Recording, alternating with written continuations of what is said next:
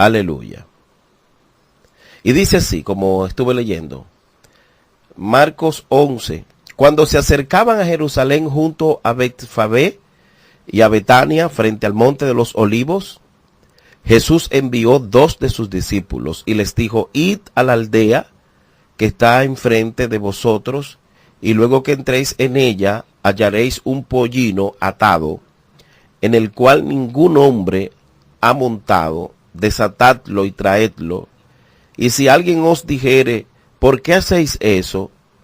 Decid que el Señor lo necesita, y que luego lo devolverá. Fueron y hallaron el pollino atado afuera a la puerta, en el recodo del camino, y lo desataron. Y uno de los que estaban allí les dijeron, ¿qué hacéis? Desatadlo. Ellos entonces les dijeron como Jesús había mandado, y lo dejaron. Y trajeron el pollino a Jesús y echaron sobre él sus mantos, y se sentó sobre él. También muchos tendían sus mantos por el camino, y otros cortaban ramas de los árboles y los tendían por el camino. Y los que iban delante y los que venían detrás daban voces, Señor, bendito el reino de nuestro padre David que viene, hosanna en las alturas. Y entró Jesús a Jerusalén y en el templo, y habiendo mirado alrededor todas las cosas, ya anochecía, se fue a Betania con los 12. Qué interesante, ¿verdad?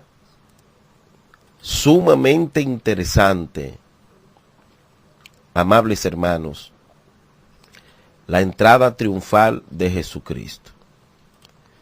Y lamentablemente a veces nosotros ignoramos esto que ocurrió hace tiempo, en aquella ocasión cuando Cristo hace su entrada triunfal, y vemos que allí se dan varios aspectos importantes, porque no debemos ignorar que toda Jerusalén estaba en gran agitación, y era la época de la Pascua, y de todas partes llegaban viajeros, se vendían corderos, se vendían palomas para las ofrendas, las monedas de los sacrificios estaban ahí, de aquellos que habían pervertido la mayordomía de caudal a Israel. Y por encima del clamor festivo al requerir mercadería religiosa, Jerusalén reverberaba con interés acerca del profeta de Galilea. Y entre la gente común y en los labios de los fariseos se hallaba la misma interrogante, ¿qué os parece? ¿No vendrá a la fiesta? Juan 11:56. Entonces dice, mientras muchos en Jerusalén deben haberse sorprendido por la majestad de la escena que se desarrollaba delante de ellos, cuyo total significado no percibían, esta conmemoración de la bendición de Dios al antiguo Israel sería la última Pascua autorizada. La matanza de corderos pascuales después de este año sería apostasía, pues ahora mientras el balido de los corderos hacía eco entre la confusión de los festejos, otro gran y postrer sacrificio, el cordero que fue inmolado desde la fundación del mundo, Apocalipsis 13:8, estaba recibiendo una unción bajo las manos de María en la tranquila casa de Simón en Betania. Sin duda alguna, mis amados hermanos y amigos, Jerusalén se había inclinado en sumisión ante muchos reyes. Jerusalén era una fortaleza natural y por 3 lados estaba rodeada de hondonadas profundas y estaba reforzada por gruesas murallas y torres de defensa que eran muy fuertes. Sin duda alguna, nos damos cuenta que el Señor, en algún momento, la situación de Jerusalén era difícil. Jesús incluso lloró por Jerusalén. Jesús le daba pena a Jerusalén. Pero sin duda alguna, la venida de Cristo, esta venida tan interesante, tan puntual, tan perfecta, marcaba un antes y un después. Marcaba un antes y un después. Y en los últimos pasajes nos damos cuenta que una de las cosas que más nos sorprende cuando lo leemos son las medidas que Jesús tomó para atraer sobre sí las miradas de las multitudes en su entrada a Jerusalén. Esto no quiere decir que el Señor no hubiera estado rodeado anteriormente en muchas ocasiones de multitudes que le buscaban y seguían.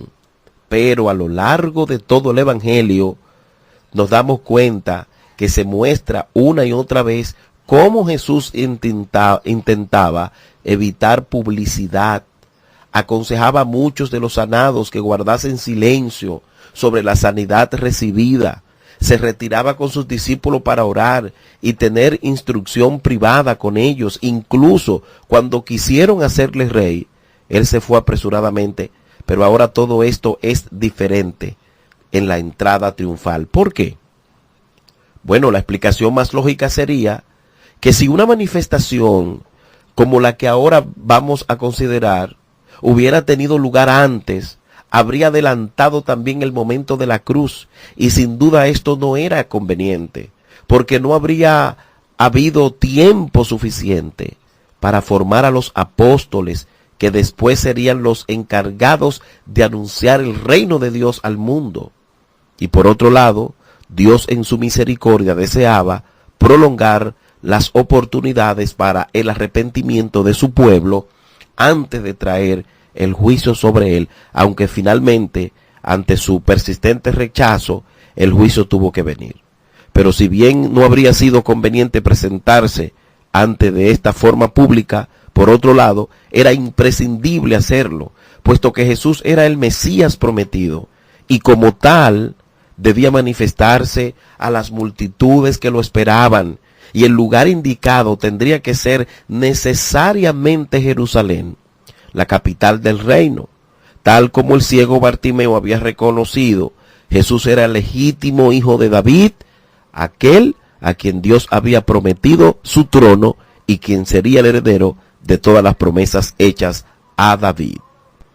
Entendemos, amados, que lo que ocurre en este momento no deja de ser una gran bendición, no deja de ser la obra de Cristo obrando a través de su poderoso misterio de actuar y de hacer la cosa. Aunque este pasaje nos presenta a Jesús como el Rey esperado, sabemos que finalmente acabó muriendo en la cruz de forma vergonzosa, porque así era que tenía que morir. No murió de otra manera. Murió en la cruz, como había sido planificado por el Padre. Murió colgado. Murió en ese lugar de dolor. Murió en ese lugar de aflicción. Murió en ese lugar maldito. Porque debía llevar en su cuerpo todo golpe, todo pecado y toda nuestra culpa, toda nuestra carga y toda nuestra maldad. Algunos han pensado, hermanos, que la cruz fue un obstáculo imprevisto en su carrera hacia el trono, al punto de que acabó con todas sus aspiraciones mesiánicas. Para los que piensan así, la resurrección fue una invención de sus discípulos que no se conformaban con un final tan trágico. Otros creen que la cruz es un entreado o un entreacto divinamente previsto que permitiría a sus siervos viajar por el mundo preparando a las naciones para el reino venidero. Pero en las palabras de Jesús, la cruz no era ni un obstáculo ni un intervalo útil, sino que era el fundamento sobre el que se iba a establecer su reino. El fundamento donde se iba a establecer su reino. Toda esta multitud que, pues, vieron a Cristo en la cruz, en el pollino, y un pollino donde nadie se había montado. En esta ocasión el Señor preparó anticipadamente los detalles de su entrada, y para ello envió a 2 de sus discípulos para que le trajeran de la aldea un pollino sobre el cual iba a entrar montado. Y todo esto nos llama la atención, porque Jesús podría haber entrado en la ciudad andando como hacía siempre, pero al tomar esta decisión estaba indicando que tenía un propósito concreto. En Zacarías capítulo 9, verso 9 dice: alégrate mucho, hija de Sión, da voces de júbilo, hija de Jerusalén. He aquí tu rey vendrá a ti justo y salvador, humilde y cabalgando sobre un asno, sobre un pollino, hijo de una asna. Señores, lo que está pasando aquí es el cumplimiento de la profecía. La profecía que dio el profeta Zacarías. Es muy probable que ni los discípulos ni tampoco las multitudes se dieran cuenta en medio del entusiasmo generalizado de que en aquel preciso momento ellos estaban participando en el cumplimiento de lo que Zacarías había anunciado siglo antes. Otro detalle en que debemos prestar atención tiene que ver con el pollino que Jesús eligió para entrar. Porque ese pollino, donde él entró montado en Jerusalén, dice: hallaréis un pollino atado, el cual ningún hombre ha tomado. Lo que entienden del asunto dicen que el pollino de asno es un animal difícil de domesticar para ser montado. Por lo tanto, cuando el Señor lo montó y el animal se comportó de una forma dócil, esto fue evidentemente un milagro que demostró el poder del Señor sobre la creación animal. Pero creemos que esta no era la lección principal que el Señor se proponía enseñarnos. Había otro detalle aún más importante, y era que un animal dedicado a un propósito sagrado no podía haber sido usado antes para tareas cotidianas. Lea Número capítulo 19, verso 2, Deuteronomio 21, 3, y esto servía para resaltar que esta entrada que Jesús estaba realizando en Jerusalén se revestía de un carácter meramente sagrado.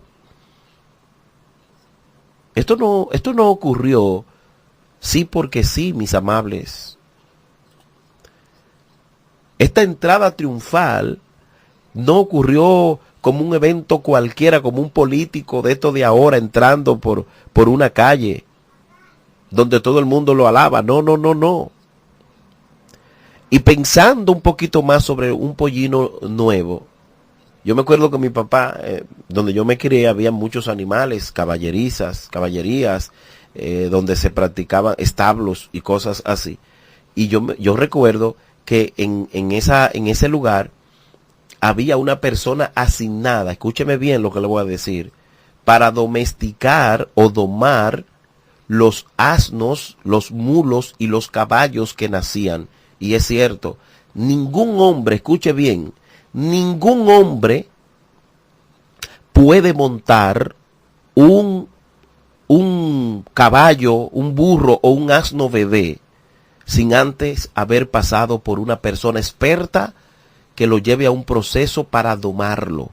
Porque cuando se monta una persona en un animal así que es nuevo, como dice la Biblia que era nuevo, eso lo tumba, eso es una cosa horrible. Esa persona es para el suelo que va. Sin embargo, Cristo manda a buscar el pollino, dice, no había sido montado por nadie.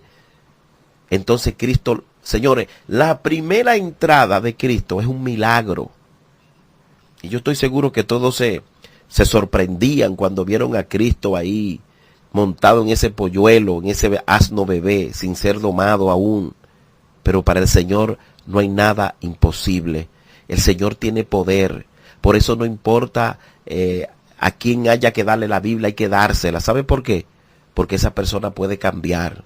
esa persona puede ser transformada. Jesucristo tiene poder sobre los animales, tiene poder sobre los hombres, tiene poder sobre la tierra, tiene poder sobre el cielo, tiene poder sobre todas las cosas.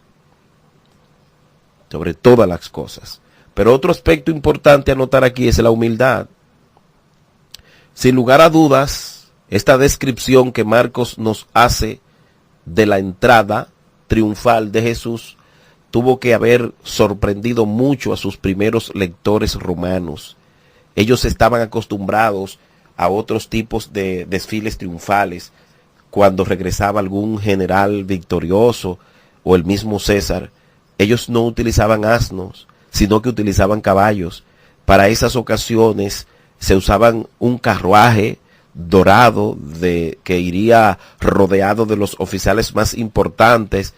Había un protocolo y en el desfile se exhibían los tesoros y prisioneros conquistados. También los sacerdotes romanos estarían ahí ofreciendo incienso a sus dioses. Pero en contraste en todo esto, el Señor Jesucristo iba montado en un asnillo, sin prisioneros, sin riquezas, y esto servía para mostrar con claridad que Él se estaba presentando como el príncipe de paz, no como en son de guerra, como el humilde de humilde. Por eso es que los siervos de Dios debemos mantenernos humildes.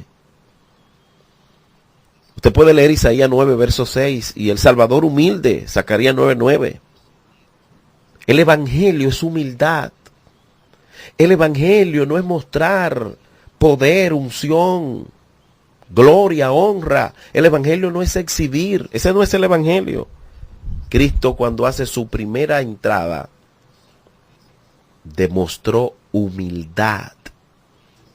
Y nosotros, sus siervos, debemos mostrar humildad. No que si la iglesia no es grande, yo no voy a predicar. No que si no tienen buen sonido, yo no canto. No, que si no me dan tanto, yo no predico. Todo eso disparate, usted lo oye, muchos de nosotros que damos vergüenza, que lejos de mostrarnos predicadores y amantes del servicio a la obra, parecemos negociantes del Evangelio. No, y que viene fulano y un grupo de afiches y anuncios, y cuánto la entrada, y cuánto esto. No, no. Y que si tú no me presentas cuando yo pastor o reverendo fulano de tal, no, me siento mal.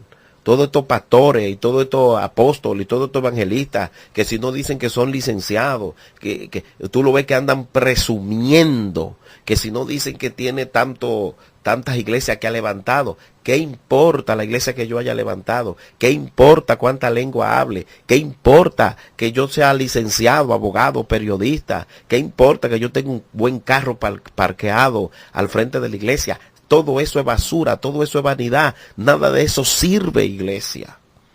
En este camino, esto no sirve. Y quienes le dan tanto valor a esto, hace tiempo que salieron de la verdad. Y están en la vanidad, están en la mentira. Por eso es que en un momento Pablo habla a las mujeres de la iglesia de Corinto, y yo quiero hacer énfasis en esto, que habló de los peinados ostentosos, y de vestimentas, porque tú sabes qué era lo que pasaba. El problema no era los peinados, el problema era que ellas se vestían, según la historia, para echar alarde, para echarle lujo a lo que no podían, y hacían sentir mal a los que no podían peinarse con peinados lujosos, ni vestidos ostentosos. Y Pablo le dijo, no, tengan pudor. Es en ese contexto que Pablo lo enseña. Porque el problema no eran los peinados, el problema era con la intención que ellas lo hacían.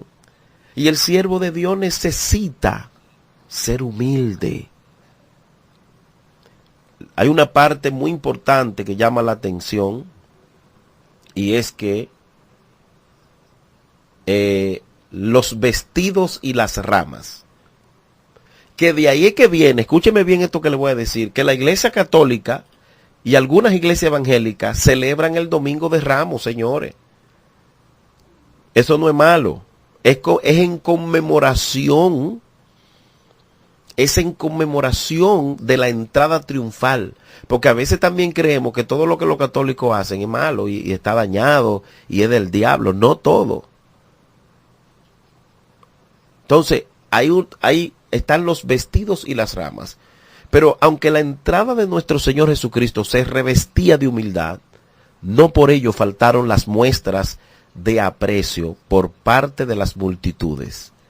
El evangelista nos dice que algunos pusieron sus vestidos en el camino por donde él pasaba y otros cortaron ramas que también tendieron en el suelo, y todo esto sirvió como una alfombra improvisada para la cabalgadura que Jesús montaba.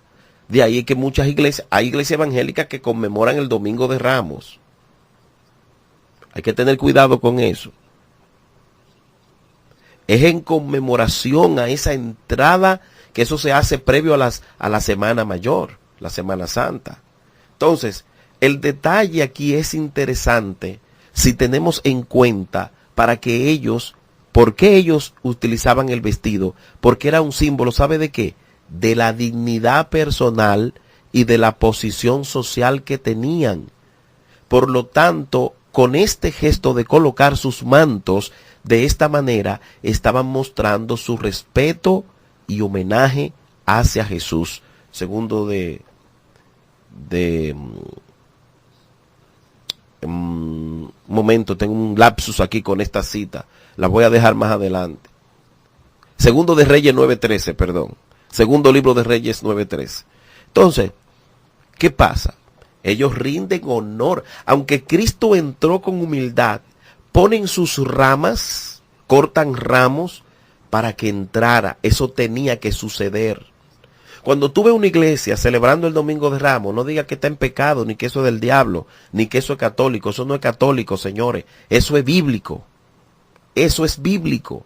Hay iglesias evangélicas, por ejemplo, hay grupos como hay muchas iglesias en Estados Unidos que lo celebran, las iglesias reformadas, iglesias, de esas iglesias de corte histórico, la iglesia evangélica dominicana, algunos de sus iglesias lo celebran. Eso no es pecado, eso es bíblico. Lo que pasa es que nosotros creemos que todo lo que se parece a lo católico es del diablo, y eso es un error, y ese es un cuco que nos han enseñado, y no es verdad, no es cierto. Eso está ahí en la Biblia.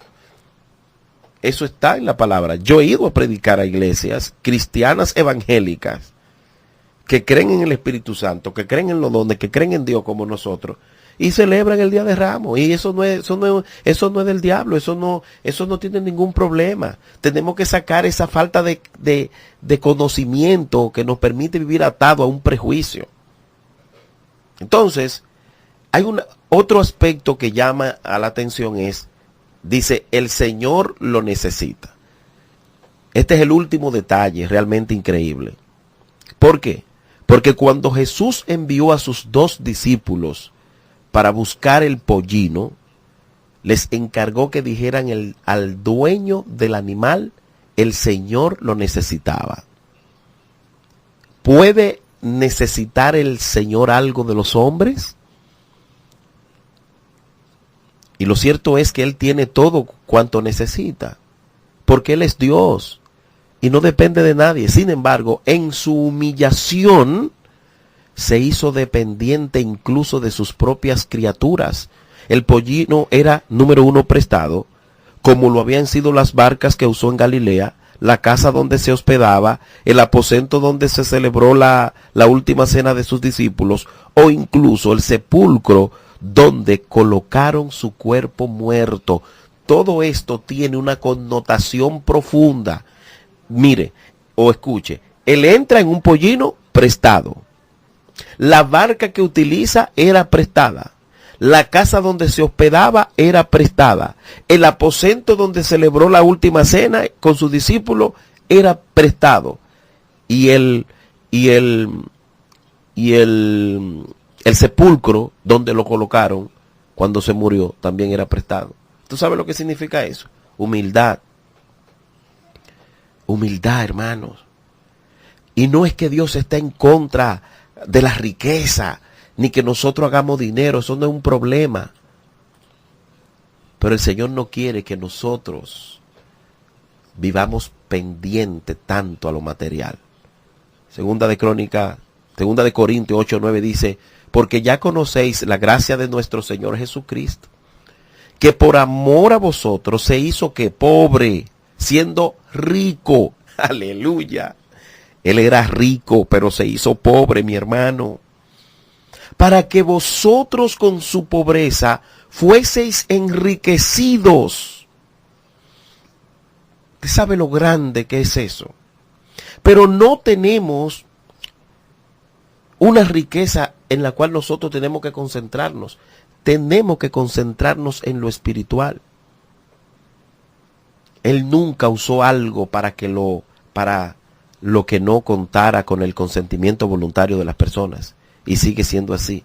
Aunque tiene el derecho legítimo a todo lo que somos y tenemos, Él siempre esperará a que nosotros ofrendemos nuestro corazón y nuestra vida. Hay otra parte, y es lo que iban delante y los que venían detrás daban voces. Debemos recordar que Jesús venía de Betania, donde había resucitado a Lázaro, y muchos le acompañaban. Pero al mismo tiempo, la noticia de que él se encontraba de camino había llegado hasta Jerusalén. Así que de entre la multitud de peregrinos que ya estaban en Jerusalén para la celebración de la Pascua, muchos salieron a recibirle, juntándose con el grupo que venían de camino. Juan 12, verso 1 al 13. Por lo tanto, habían dos grupos, uno que iba detrás de Jesús y otro que iba delante de él. Y seguramente entre ambos estaban contestando en sus aclamaciones entusiastas por la venida de Cristo. Decían Hosanna en la alturas. Hosanna es la traducción hebrea de salva ahora. Salva ahora. ¿Y qué necesitaba Israel? Salvación. ¿Qué necesitaba Israel? ¿Qué necesitaba el pueblo? Salvación. Y los reciben Hosanna, salva ahora. Y se empleaba como pidiendo liberación a Dios. Lo que la multitud estaba esperando era que Dios irrumpiera y salvara a su pueblo ahora que el Mesías había venido. Y no debemos olvidar que en aquellos días la ciudad estaba llena de peregrinos que habían ido a celebrar la Pascua. Y en esa festividad se recordaba la liberación de la esclavitud de Egipto.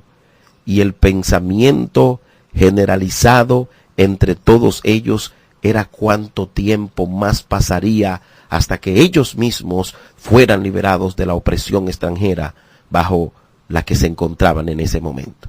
Y dice, bendito el que viene en el nombre del Señor. Así que cuando vieron que Jesús se acercaba a la ciudad con un impetuoso y exuberante entusiasmo, las multitudes, ¿verdad?, usaron el Salmo 118 para reconocerle como el Mesías esperado. Como el Mesías esperado. Salmo 118, 25 al 26 dice, oh Jehová, sálvanos ahora.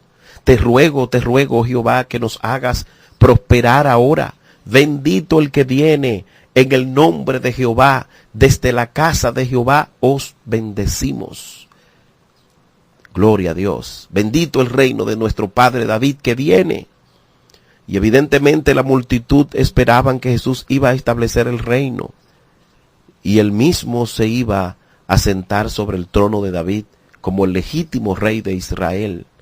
Pero entre ellos estaban también algunos fariseos que, viendo estas exageradas aclamaciones, sugirieron a Cristo que las desaprobara y refrenara el celo excesivo de sus discípulos. Pero Jesús, lejos de hacer lo que ellos le pedían, afirmó con el lenguaje más enfático posible que lo que las multitudes estaban haciendo era una verdad que no podía ser acallada.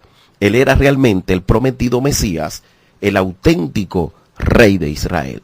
Lucas 19, verso 39 al 40. Entonces algunos de los fariseos de entre la multitud le dijeron, Maestro, reprende a tus discípulos. Él respondiendo les dijo, os digo que si estos callaran, las piedras clamarían. Oh, gloria a Dios. Y qué interesante, hermano. Mira, el mundo va a querernos callar a nosotros. El mundo va a querer que nosotros no sigamos predicando. que nosotros sigamos hablando de Dios. La gente no le interesa eso, pero nosotros no podemos hacerle caso. No le haga caso a tu familia, no le haga caso a tus hijos, no le haga caso a nadie que te diga que deje de ir a la iglesia, no le haga caso a nadie que te diga abandona el evangelio. Debemos continuar en el nombre de Jesús. Amados hermanos, y finalmente entró Jesús a Jerusalén en el templo. Cuando Jesús llegó a Jerusalén, su viaje no concluyó en el palacio, sino en el templo. Y esto tiene una razón. En primer lugar, porque esa era su casa y en lugar de su trono. Así había sido siempre en la historia de Israel desde los días en que habían salido de Egipto y Dios mismo moraba entre ellos en el tabernáculo, luego en el templo. Pero al mismo tiempo se trataba de una visita oficial al mismo corazón de la nación con la finalidad de llevar a cabo una inspección de su estado espiritual. Y también sirvió para cumplir parcialmente la profecía de Malaquías: y vendrá súbitamente a su templo el Señor, a quien vosotros buscáis. Malaquías 3, verso 1. Amados hermanos, como ya anochecía, entonces se fue a Betania con los 12. Pero después de haber mirado alrededor todas las cosas, aunque se suponía que esa era su casa, lo que vio no le permitía encontrarse como allí y se fue. ¿Qué es lo que vio que tanto lo desagradó? Allí Cristo vio algo. Mire, si seguimos leyendo, veremos que cuando el día siguiente regresó, volcó las mesas de los cambistas y la silla de los que vendían palomas, y dijo: mi casa será llamada casa de oración para todas las naciones, mas vosotros la habéis hecho cueva de ladrones. Marcos 11, 15 al 19. Entonces, el Señor mismo había venido a inspeccionar su casa, y lo que encontró es que en sus ceremonias religiosas estaban totalmente carentes de significado, puesto que lo único que les movía era el dinero y las ansias de poder. Y eso le molestó al Señor. Por eso es que nosotros, los que verdaderamente predicamos la palabra y lo que estamos pastoreando, no le podemos dar a las iglesias un matiz económico. Tenemos que tener cuidado con eso. Tenemos que cuidarnos de eso. De esa pedidera, esa vendedera de cosas todo el tiempo. Ese ambiente de demostrar a la gente que estamos detrás de su dinero. Hay que tener cuidado con eso. Y lo que era mucho más grave, cuando él se presentó allí, los líderes religiosos de la nación rehusaron reconocerle sus derechos. Los ladrones habían ocupado el mismo templo de Dios y no aceptaban el legítimo rey. Y sin darse cuenta, ellos cumplieron con total exactitud el Salmo 118, con el que las multitudes le habían aclamado en su entrada. Salmo 118, 22. La piedra que desecharon los edificadores ha venido a ser cabeza del ángulo. Jesús veía las terribles consecuencias de su actitud, tendría sobre todos ellos, y se lamentó desde lo profundo del corazón. Lucas 19, verso 41 al 44. Dice: y cuando llegó cerca de la ciudad, al verla, lloró sobre ella, diciendo: oh, si también tú conocieses a lo menos este tu día, lo que es para tu paz, mas ahora está encubierto de tus ojos, porque vendrán días sobre ti cuando tus enemigos te rodearán con vallado y te sitiarán, y por todas partes te estrecharán y te derribarán a tierra, y a tus hijos dentro de ti, y no dejarán en ti piedra sobre piedra, por cuanto no conociste el tiempo de tu visitación. Qué interesante, mis amados. Esto es bastante interesante. Esto es bastante impactante, amén, para nuestra vida en el día de hoy, la cual nosotros necesitamos conocer y necesitamos entender esta verdad. No había lugar para él en Jerusalén, salvo la noche de su arresto y juicio. No pasó ni una noche en ella. En cambio, se encontraban cómodos en la acogedora casa de María, Marta y Lázaro de Betania. Así que se fue allí con los 12, o con los 12. Pero al terminar este estudio, amados hermanos, al terminar este tiempo que hemos compartido, debemos tener presente siempre en nuestras mentes y corazones que en cualquier momento el rey va a regresar y comenzará por inspeccionar a los que somos su pueblo para ver si hemos dado el fruto esperado. Tenemos en serio, tomemos en serio sus advertencias para que no nos ocurra como al pueblo de Israel cuando Cristo llegó en su entrada triunfal. Hermanos, revisemos nuestra vida. No estoy diciendo esto para introducirte miedo ni introducirte temor. Quiero que en este día te preguntes cuál cree que fue el propósito de esta visita de Jesús a Jerusalén. ¿Por qué fue en ese momento y no antes? Oh, gloria a Dios. Si Jesús entró a Jerusalén como rey, ¿cómo fue que terminó en una cruz? ¿Cómo explicaría esto? ¿Qué lugar ocupa Cristo en mi corazón en el día de hoy? Amado hermano, en este día maravilloso te invito a meditar en esta hora, a meditar en este momento sobre esta verdad tan importante de la entrada de Cristo a Jerusalén. No lo tomemos como un simple domingo de Ramos, no lo tomemos como un simple símbolo para nosotros simplemente compartir. No. Se hace urgente y se hace necesario que nosotros tomemos en cuenta esta gran verdad de las Sagradas Escrituras, deseando que Cristo de igual manera, si Cristo no ha entrado a tu corazón, dale entrada en este día y pídele que te ayude en el nombre de Jesús. Que Dios te bendiga y te guarde. Gracias por compartir con nosotros. Hemos compartido la entrada triunfal de Cristo en Jerusalén, aquí en Marcos capítulo 11, verso 1 al 11, dando inicio a esta semana, la Semana Mayor, donde compartimos, ¿verdad?, en la presencia del Señor, y esto pues nos permite a nosotros comprender un poco mejor qué fue lo que pasó. Mañana continuamos con otro tema muy interesante, ¿verdad? Mañana continuamos con otro tema interesante. Me tomé unos minutos más, pero mañana seguimos compartiendo sobre esto.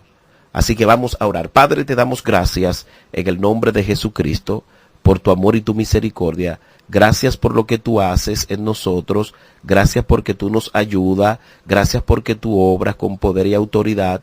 Ayúdanos a entender, Padre, que tú entres en grande a nuestros corazones. Que podamos abrir nuestro corazón y servirte con toda el alma y servirte con gozo y alegría. Amén y amén. Yo sé que hay algunas dificultades en la transmisión. Este mensaje lo voy a colgar en mi canal de YouTube. Usted puede completarlo sin ninguna dificultad. Lo vamos a estar subiendo en unos minutos. Y usted lo busca con el tema La entrada triunfal a Jerusalén. Así que ya lo sabe, lo descarga, lo comparte y recuerde suscribirse a nuestro canal. Búsquenos como Jorge Vázquez TV, le da la campanita y se suscribe. Dios le bendiga y sigo con ustedes en esta mañana de bendición. Gracias, no se desconecte.